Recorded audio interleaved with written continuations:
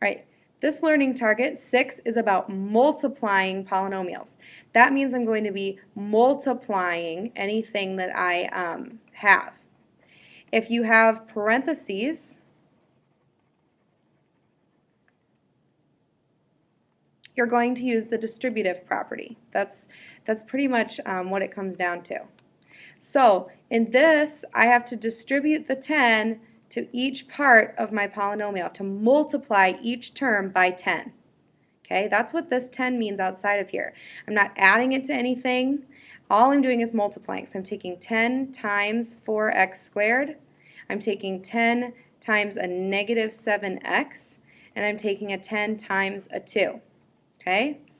Each of those terms are going to be added together at the end. So I have 40x squared, I have negative 70x, and I have 20. Put those all back together. I can't combine them because they're not like terms. And I get 40x squared minus 70x plus 20. Multiplying when you have two terms times another two terms is a little bit more complicated. There's two ways I'm going to show you to do this problem. Okay, so let's see. I'm going to take them onto a new sheet here.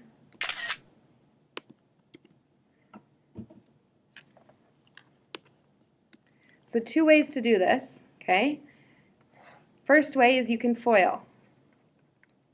Okay, that's first, outside, inside, and last. Okay, that means I'm going to multiply the first terms. I'm going to take x times x. That's x squared. Then I'm going to take the outside terms, the ones that are on the outside, x times a negative 2.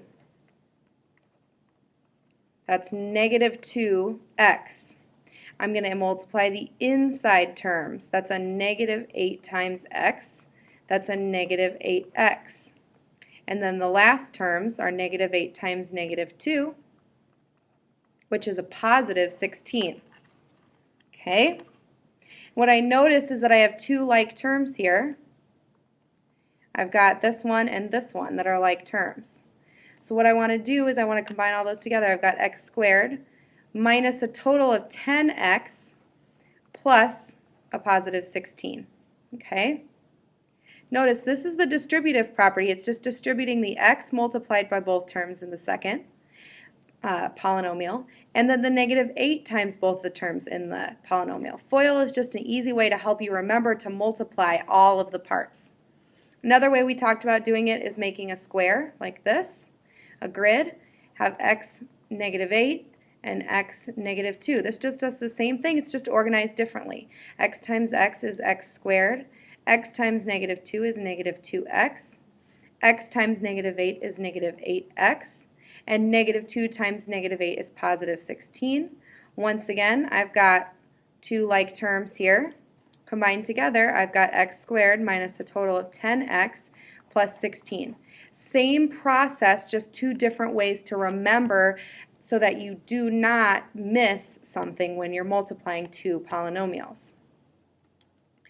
All right, you've got two examples to try and bring with you next time.